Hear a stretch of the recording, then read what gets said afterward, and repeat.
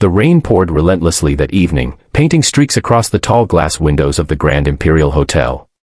Inside, the marble floors gleamed, and guests moved with quiet elegance, their laughter echoing faintly through the golden-lit corridors.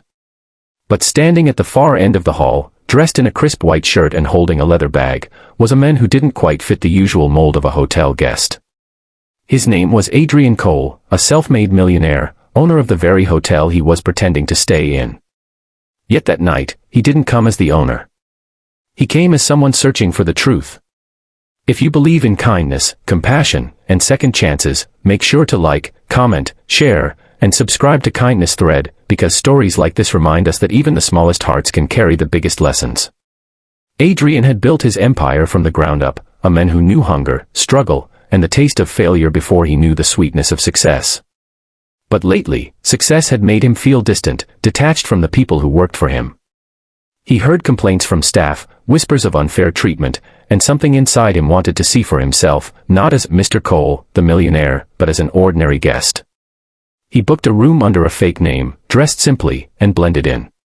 He wanted to watch, to listen, and to understand what his people went through every day. That's when he saw her.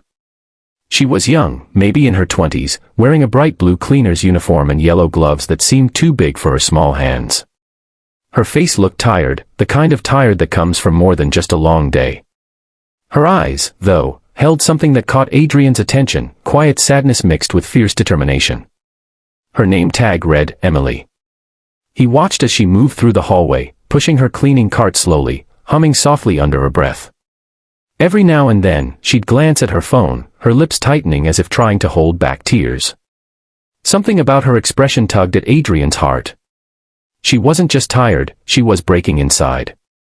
Later that evening, as the hall emptied, Adrian sat on a bench near the elevators, pretending to scroll through his phone.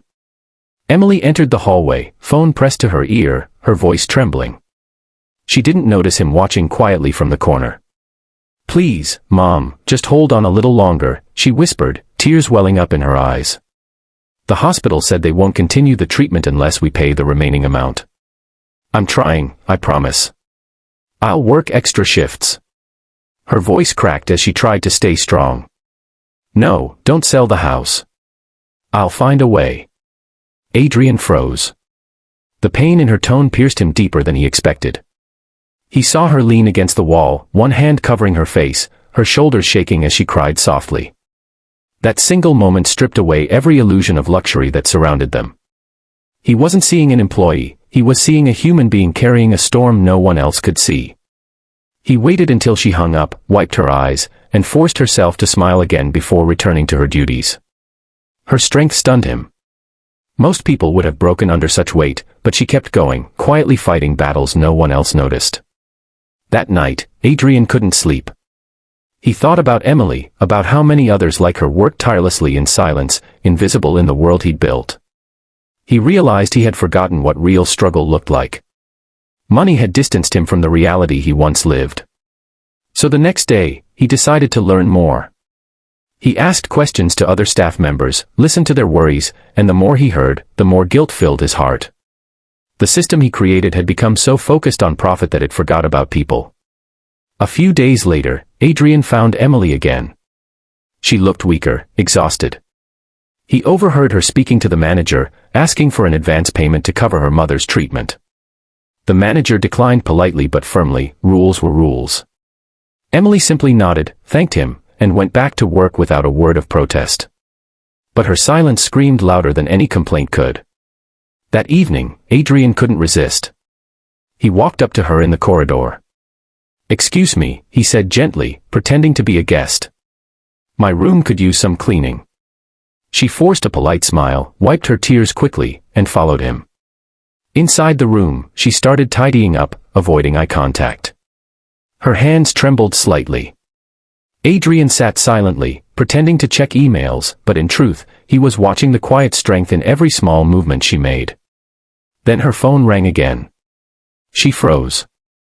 It was her mother's doctor. Her face went pale as she listened. "No, please, don't stop the treatment," she whispered, voice breaking. "I'll bring the money tomorrow, please." She dropped the phone, covering her mouth to stifle a sob. That was the moment Adrian's heart broke. The moment that changed everything.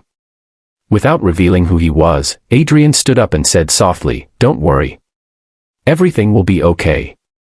She looked at him in confusion, eyes red from crying. He simply nodded and left the room.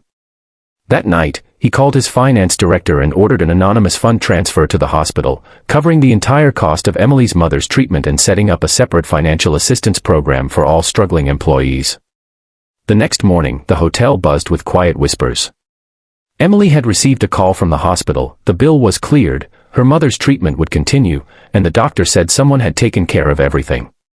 She broke down in tears right there in the staff corridor, hands shaking, whispering thank you over and over, though she didn't know who to thank. When Adrian checked out that afternoon, he paused at the front desk, watching Emily from afar as she smiled for the first time since he arrived. There was light in her eyes again, a spark of hope. That sight was worth more to him than any business deal or profit margin ever could be. Weeks later, during a staff meeting, Adrian finally revealed the truth. He stood before them, no longer just their employer, but a man changed by what he had witnessed. He told them about his undercover visit, about Emily's struggle, and about how he realized that a business's true wealth isn't in its earnings, but in the people who help build it. He announced a new program for staff welfare, scholarships for their children, and medical support for their families. When he looked at Emily, she had tears streaming down her cheeks, but this time, they were tears of gratitude, not despair. The hotel that once gleamed with luxury now shone with kindness. And Adrian Cole, the millionaire who went undercover, found something far greater than profit. He found his heart again. If this story touched your heart, please like, comment, share, and subscribe to Kindness Thread. Your support helps us share more real stories that remind the world of compassion. Speech balloon special request, tell us in the comments, what would you have done if you were in Adrian's place?